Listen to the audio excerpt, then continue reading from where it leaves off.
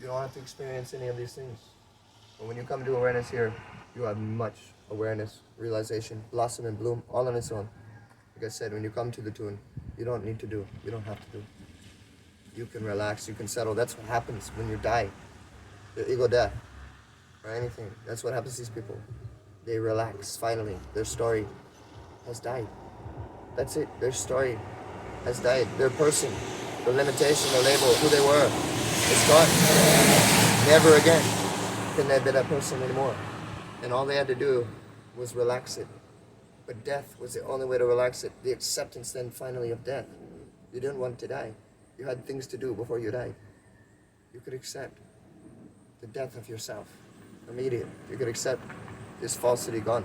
You could relax all of your ego realities, all of your attachments, your stories. And then in a way, the person you were that was built up by these things would be gone. It would go away. You'd be the same as if it died in this manner we described. But really what happened was relaxing. But you had to let go of all your past story. You had to let go of all the things you thought you needed to do, all the people you thought you needed to be with, all of those things. Not that you couldn't ever speak with them. But, you did not need to. You don't have to grasp on as if it was a necessity. As if you needed it, genuinely, actually. You do not need anything. You are free from that. And so if you believe this story, you believe in illusory reality and you commit yourself falsely, perhaps ignorantly, so yes, innocently. Even if you hear this, you still may not know this, so you may continue doing this, no problem. You're not doing this falsely or, you don't know yet. There's plenty of times I've come into awareness, but I did not know that awareness yet, and so I still had to keep on understanding through curiosity and experience. Is this true? Is this really hurting me?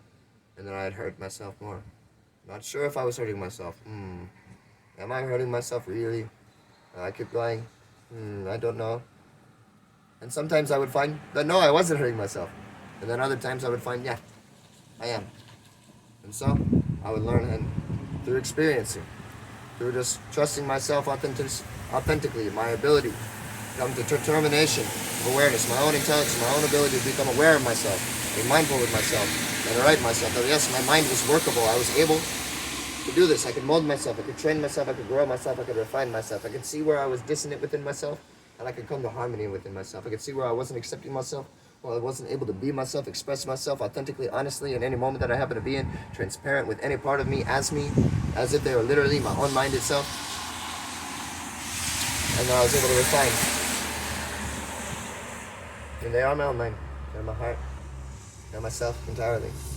It is not that they are unaware of what it is I don't share with them. It's just that they may not be able to show me how they are aware here because of the way in which I'm being towards them here. But that they are aware.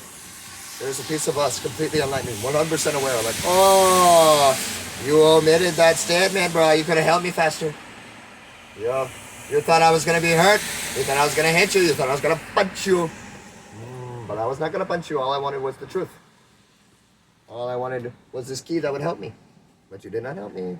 You better work on that. Send something to your lesser self, your lower self, your physical ego self. Send something to them. Tell them to just be honest with me, for fuck's sake, please. Tell me the truth, bitch. Tell me what's going on. Tell me what I need to hear. You think I suck? Tell me about it. Come on, help me. Give me the wisdom. Show me some compassion, motherfucker. No, you can't do it. No skillful means. Okay, no problem. No compassion. There's no skillful means. Oh, you got all the wisdom. You see where I'm fucked up, but you won't tell me. No skillful means no compassion. But if you can see, and you do have compassion, then you'll share with me your authentic expression in a way that actually is for my benefit, in a way because you're wishing to help me, not because you're wishing to tell me I'm a piece of shit and that I'm wrong and that I need to go kill myself or something. No, because you can see that I'm a perfect being already, and that I'm apparently confused and not in my place of awareness I could be in, because you are sitting there and you're able to be aware that there is another place I could be sitting. And so now you can come and share with me this other place I could be sitting. But you have to be willing to receive me too, no matter how shitty I am. And if you cannot receive me for how shitty I am, then why would I receive you for how great you are? That'd be crazy, right? Oh yeah, you're so much better than me. Let me go on and play into your ego story, whatever, fine. But if you treat me like I'm equal to you, you meet me as I am. I receive from you. I don't care who you are. You tell me the worst piece of shit in the world. You receive me, my expression authentically. You don't judge me for who I am. You receive me, you meet me as a fellow human being, a real individual. You don't have to meet me exactly as I am, but just as a person that can listen and hear and not judge one another. Okay, I receive you. Thank you. Thank you for your wisdom. I don't agree with it right now, but I don't think that you're confronting me or trying to harm me. It seems like you're trying to help me. I was actually never really disturbed with Christians. If I ever did get disturbed with the Christians, because I was disturbed that I had to tell them to go away from me and I didn't want to hurt somebody's feelings. And so I was actually disturbed at my own wish to not hurt somebody or be confronting to them, even though they were kind of being imposing and confronting to me. So that would be the only reason why I would lash at them. Oh, you come over here and make me feel bad about not wanting to tell you I don't want to talk to you right now because I'm busy and smoking weed and I feel like you'll judge me and I don't want to be judged. So go away from me. And I could just be like, hey, what's up, bro? How's it going? If I don't judge me, oh yeah, what's going on? Oh, you want to talk about God? I'm going to smoke some weed. There we go. Oh, that's really cool, yeah? God? Okay. Well, I got to tell you, man, I'm not really into that myself. I got there's other things going on in consciousness. I mean, I understand a lot of the awareness is brought to you there, and I think they're all kind of cool and true, but I think there's a lot of crazy judgment clogging the view. You want to talk about that? Oh, you don't want to talk about that? Are you sure you don't want to talk about that? I was listening to you. We can talk about Christianity with it. Jesus said a lot of good quotes about being in the now moment and not judging things. Jesus was real cool. You want to eat this weed? Oh, no, yeah, you don't smoke. That's right. Sorry about that. No, this seems ridiculous, silly. I understand. But you could just ridiculous accept yourself in any moment, and there's no problem. Yeah, bro. It's great to see you. Oh, yeah? Oh, yeah, I'm not into that myself. Oh, you are, though? Oh, that's wonderful. That's great. No, I'm not looking to talk about it, actually. I'm looking to smoke some weed. You want to chill? I'm not talking about this thing over here. Oh, you're only talking about that? Oh, we're going to have a hard time hanging out. Well, I don't know what we can do. You don't talk about this. I don't talk about that. I only talk about this. You only talk about that. Well, it's going to be very difficult. Well, actually, I could talk about that, but the only thing I would talk about that is how I think it's in dissonance in some way in which we interpret it. How is it in which you interpret it? Oh, you interpret it that way? Well, I interpret it this way myself. I guess I can understand why you would interpret it that way. And I also myself once interpreted it that way. I had a lot of people telling me this, that, and the other, and these are all the points in why I was interpreting it that way. And then I had these amazing experiences with this, that, and the other. And then I had these other experiences with this, that, and the other. And now I interpret things this way. Oh, that's very interesting. Yeah, I understand. Of course, if I fight you at all, I understand that you'll probably become defensive. And if you fight me at all, it's possible that I would become defensive. Who knows? It's also possible that I would just tell you that you're attacking me or something and not be defensive. And that might to you seem defensive because it's a very strong posture. But I simply am just not being moved by your own agitation. If you're agitated around me and I'm not agitated, it may be more agitating for you. Who knows? But we can be agitated together. I don't mind. But even you'll see, even in my agitation, because I accept myself, I'll be quite balanced. But with anybody who comes by, we can love and accept them. And we can allow them. And we can meet them from where they are. And if we do meet them, then we can actually share with them. It's easy. But we don't have to meet them as somebody else than who we are. They came to us authentically themselves, who they were. A Christian, a Satanist, a sinner, a saint. They came to us who they were. And so we only then require, easy. How do we then come to them? As we are. Very simple. You're allowed to be yourself how you want to form yourself? Okay. I'm allowed to be myself how I want to form myself. I don't wish to form myself as anything but the moment itself. I just wish to be authentic with how I feel with every moment I happen to be within. Finally tuned to it. So that's what I'm going to be doing. What are you doing? Oh, you're being this form. Oh, okay. That's cool. I can always spot form, because I sit here and exist in formlessness. I take on a lot of forms, but I don't hold on to them for a long time. So I can always see when something's holding on to a form. I'm like, whoa, you're holding on to that a long time. Is that causing you trouble? If I hold on to a form that long, it really hurts me a lot. You sure you're okay? Right. I let go of my form, and it was really amazing, because I thought I was this thing, you see, but I was not this thing. And that thing that I thought I was actually limiting to who I was actually. And so when I found out I wasn't this form, and found out who I was, quite formless, even in form, It was quite freeing. Really amazing. Really a lot less agitating than previously before when I was fighting myself. It brought a big settling to myself, a very quick settling as well. So now I share the simplicity of that settling with everything around me. And in hopes that I could possibly do that, I guess, in some way. But also without that hope, there'd be really no need for it. So when you can see the paradox, the duality you exist in between, as we talked with our brother previously, on the very beginning of this.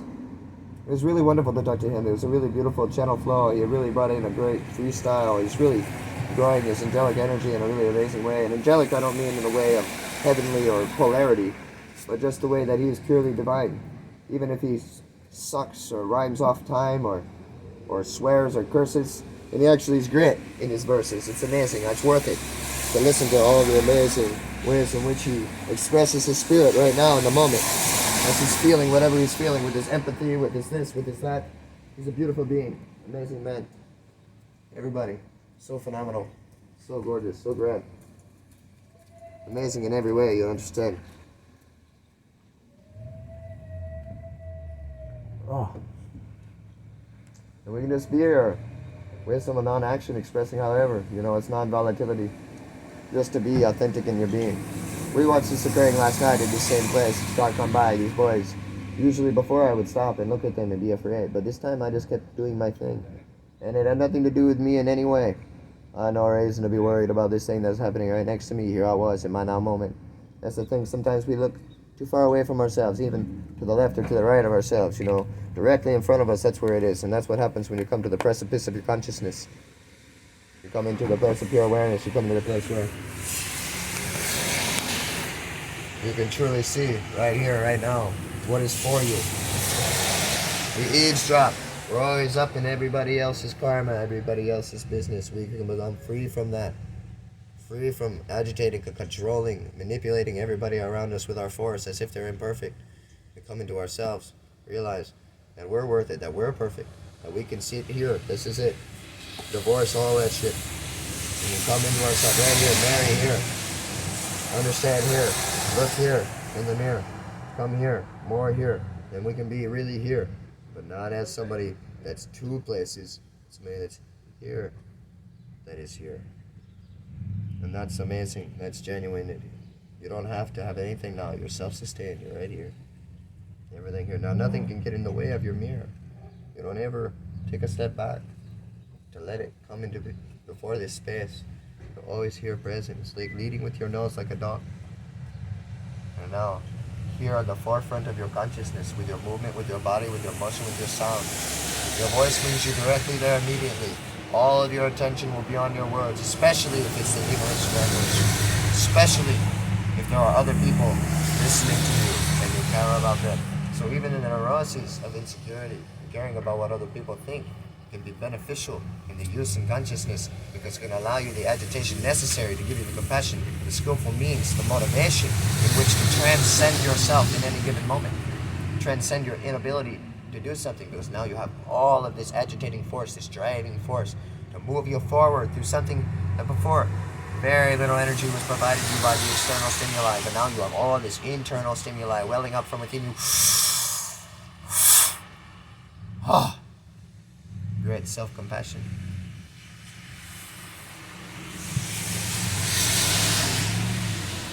So eventually, you were running through the woods, and then all of a sudden, you doubt your ability to run through the woods, and you stop. And that's what's happening with everybody right now. Is that they can run and trust that they're okay and good at it for only a little bit. And then they stop and they think about it. Am I still going to be good about it? And then they go forward again, maybe. Alright, it's not agitating, it's very difficult. Everybody's kind of lost in the woods, who knows? You know, but one guy, maybe can run straight through there. One girl, one person, 20 people, 1,000,000 people, who knows? Straight through. But all they would have to do is keep moving. And just not have to think about it. Just, oh no, I'm being, I trust that my being is perfectly being, like a cat would do. A cat does not look like a cat doesn't know how to be a cat. People look like they don't know how to be a people. Are you okay? Do you know how to walk? Are you alright? Why are you walking like that? Oh, weird. What's up with you? You do not know how to move. You're all out of balance. Why are you so clumsy? What's happening here? Some people can be clumsy. They even say that. I'm clumsy. There's people that hold on to the story of clumsiness. Is that why they're clumsy? I wonder. Anyway. But we'd be more like cats. We're amazing. What separates us from the animal kingdom? Why are apes so strong? They don't have bigger muscles. They're not like... We have stockier men than a chimp, but that chimp is stronger than us. Why? Because he's 100% present. You can find a tiny man that's stronger than a giant man too. Just like a chimp is stronger than a giant man. Why? Well, because he's precise. He's got his energy with him. And you're like, what was the difference between this guy having more energy than me and me having more energy than him? Well, the difference is that this guy uses more of himself than you do. That's it. You don't welcome all of you to the party like this Energy Master does. The Energy Master has opened every one of his energy channels, and he welcomes every bit of himself to the party. Or at least every non-channel to himself, so more than the usual contrast of things. And so, by comparison, he looks quite great. Now, if you open yourself all the way to the subtle energy bodies with your heart, you open so many channels within yourself, you can experience limitlessness. Very simple. How would you open this? Well, I mean, you have a bunch of things that tell you that you're not this. So you simply tell yourself the true story about how you are it. And you go into it. You walk by trust. You're like, oh, here you go. You go by faith and not by sight. It's completely unknown. It's just going to work. Oh my God, I said perfectly. Oh my God, I can't believe it. Okay, good. We've done it for one step. Maybe we can do it for two steps now. I really observed that second step though. If I'm being honest with myself, I'll see why I fucked up and I'll be able to refine the next time. And if I don't want to be wrong, then I'll be like, oh, no, that was the world, there's the wind. That girl over there hit me with her energy. It was her fault. How dare you, you sexual predator. You're staring at me fucked up. That's why I fell. I'm not out of balance because of me. It has nothing to do with anybody but me. I mean, it has nothing to do with me. It always has to do with you. It is you. There's no external stimuli causing you nothing. It's you. It's your awareness and judgment of the stimuli. Whether you judge it, label it to be good or bad. You have decided something about it that has caused you a polarity, a dual focus within the present moment of your time. And that's the only reason you lost balance. You're doing this, and you're also over there. You could be over there, but then you just be over there. If you're here, you'll be here. If you're there, you'll be there. Wherever you are, you'll be where you are. And that is always balance. Always balance. And you find out when you're in two places. Well, that's funny. I gave that guy a peace sign on accident. And he was like kind of agitated, so it was like good that I gave him a peace sign. Anyway, weird. I didn't mean to. I was just saying two places. That happens sometimes. You give somebody an accidental shaka. I love that. That was like, for that guy, a complete accidental awareness. He needed to see me give him a peace sign today. He thinks that, for him, he thinks I gave him a peace sign. Like that was 100% looked like I gave him a peace sign. The way I looked and everything was like 100%. Like, we'll look at this video again, like, he said to you, bro. And then like right after he turned away, I was like, oh shit, no, I didn't do that. Wait, I was saying number 2. I was saying the number 2, not peace sign. But I don't mind. I mean, I think it's great. I mean, I love to give people the peace sign. Sure, I mean, I don't give people the peace sign very much. It seems like rudimentary or childish for some reason. Like, peace, bro. Yeah. But I mean, cool. I dig peace. I mean, everybody. Yeah, peace. I mean, I dig a lot of things. I dig love. I'm not really polarized. I'm not going to like pick a favorite. I mean, everything, yeah. I'm all about the non-dual focus, you know. I really like to talk about it because we sometimes do polarize. We take a favorite, we take a preference, we say, that's my favorite shit, and now we're a farm. Fuck, it's very difficult. It's like, oh no, I want to farm myself, but because it felt good, and that didn't feel good, so I wanted to farm myself away from that. Well, we start to find out perfection, how everything's moving. It's like, actually, maybe I don't want to farm myself away from the pain because it's quite extremely helpful, and I actually can learn from it. I'm quite quick at it, and if I really do need it, I mean, the pleasure actually can lead to greater pain than I could ever imagine. Because it actually takes me to a place also of falsity. I just don't notice it as weird, because it feels good. So the pain is somewhat actually really great for me. It kind of gets me back to my center place. And then the good stuff is, oh man, I don't know about this. I guess when I start to see, it's like, oh, I don't know, You can eventually fixate with it. You're like, oh. But do you want to banish any of these two things away from you? Because the good things are good things. I mean, they're good. They fucking feel good. So, without the polarization, without the preference, you can enjoy good things, no problem. And then you don't have to have the bad things, because who wants to have those? But you don't have to not have them. Because if you do need to have them, I mean, you definitely want to have them. So there's no reason then to attack or defend any of your reality, whether it seems to be good or bad or anything. You're like, well, shit, all of it's extremely necessary and perfect and helping me, so I guess, being that it's all for my highest benefit, I'll just keep learning from it. And as you find out that no, you do not have to learn through the same thing twice, once you've learned it, it's done. You're good. Happy day. Free. And until you learn from it, you're never going to be able to be free and express yourself limitlessly. So you definitely want to learn from it. So definitely no reason to stop your learning. You're like, yeah, I definitely need to learn this. I mean, otherwise I'm not going to be able to be fucking understanding myself to be free. I mean, so okay. So this is like the curriculum, the new curriculum. This is something that Ram Dass spoke about, that the name of the game is enlightenment. You know? We a lot of times think the name of the game is getting over on each other. That's an interesting game. Alright, that's a finite game. That's one you can play for a lifetime only. You might play for many lifetimes, but as this character can only succeed in this lifetime. So go ahead, do that. But we're talking about eternities. What is your mind stream character? There you go. You could unite with your ego identity as who you are actually, the eternal mind stream of your particular point and focus, which has been the conglomeration of all of consciousness through your particular point of positioning through any now moment you happen to be within. What's that mean? Very beautiful. Not charging very quickly. Did we lose anything? No. We're still on? Yeah. What do we got battery wise? 12%. 12%? Alright, we stop at 12%. I love you, everybody. I felt like stopping in that moment anyway. There's some good agitation. I need to pee. I would pee and have you wait for me. It doesn't matter. But I'm going to drink some coffee, smoke some weed, talk to Miss Remy Foster-Latido, Caroline, Ann Coons, the greatest woman in all of existence, just like all of you women and all of you men are the greatest women and the greatest men. Each one of you individually, men, woman, whoever you are. You're all the greatest woman, all the greatest men, all the greatest being, all the greatest consciousness, everybody equally, limitlessly, amazingly, embodying wisdom and compassion in perfect balance, always the most utter harmony, giving all the greatest graces to every being entirely, completely liberating all of consciousness and all of your authenticities, whether they seem to be in dissonance or in harmony. Thank you so much for your being in every way you will ever be, every way that you've ever been. I love you with all of my heart and all of my soul and all that I am. We are one. I am yourself. You are myself. We are one thing. Thank you. Enlightened mind, my heart divine, beautiful self. Thank you. Breath keepers, wisdom teachers. I love you. Buddha's embodied. Thank you for everything. You perfect, amazing, enlightened being. Thank you. Thank you. Thank you. Every one of you. Hate me, love me, whatever you are. Thank you so much for everything you show me. You're a shining, bright, brilliant star. Thank you for clearing me from my judgment and freeing me from the hiding of insufficiency. Thank you for allowing me to accept all of me. Thank you for helping me see the perfect view of everything, every single part of me, and allowing me to unite them in unity, every part of my being, that I may be able to express freely, always, without any kind of retraction or defense in my being, that I may be able to feel and experience the breeze fully, in every single sense and key to this great mystery. Thank you for letting me be free.